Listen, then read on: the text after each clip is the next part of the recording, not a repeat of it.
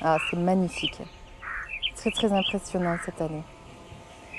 Alors nous sommes sur les salines de Sainte-Anne, au sud de l'île de la Martinique, en plein cœur de la Caraïbe, devant un spectacle tout à fait impressionnant, un phénomène vraiment extraordinaire, où nous pouvons observer des dizaines et des dizaines de cratères qui ont été façonnés dans la vase au pied des palétuviers.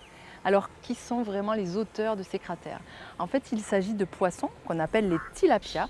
Et ces tilapias, qui finalement sont le regroupement de plusieurs espèces à travers le monde, vont faire ces nids lors de la reproduction.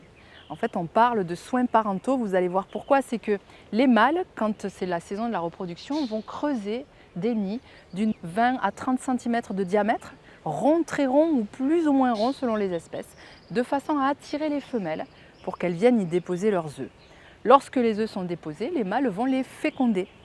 Et ensuite, les femelles vont récupérer ces œufs fécondés à l'intérieur de leur cavité buccale.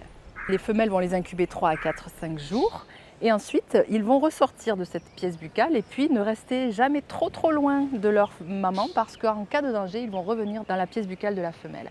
Ces soins parentaux sont effectivement à l'origine d'un succès de reproduction des tilapias. Non seulement ça, ils vont se reproduire en très grand nombre, mais en plus, ils sont des espèces très résistantes aux changements, aux élévations de température de l'eau, à la diminution de l'oxygène ou encore à l'augmentation de la salinité.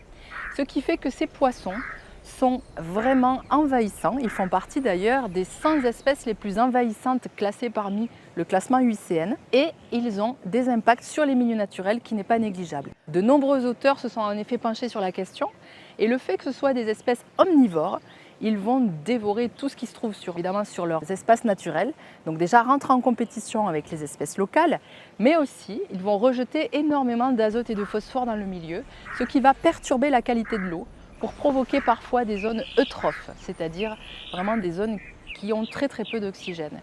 Et ça a un impact aussi assez conséquent sur les milieux naturels.